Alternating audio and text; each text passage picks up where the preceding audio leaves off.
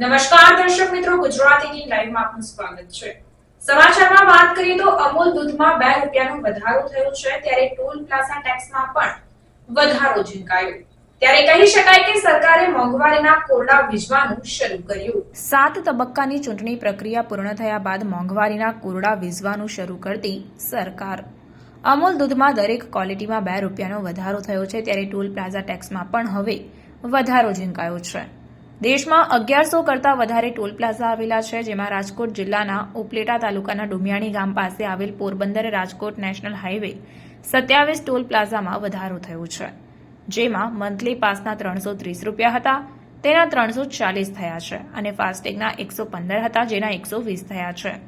જો કોઈ પાસે ફાસ્ટેગ કે મંથલી પાસ ન હોય તો એક વખત પસાર થવાની ટિકિટના 230 હતા, જેના 240 રૂપિયા થયા છે। NHAI દર વર્ષે સામાન્ય રીતે એપ્રિલ મહિનામાં જ ભાવ વધારો કરતું હોય છે, પરંતુ લોકસભાની ચૂંટણીને લઈને આ વર્ષે 3 જૂનથી ભાવ વધારો અમલી કર્યો છે।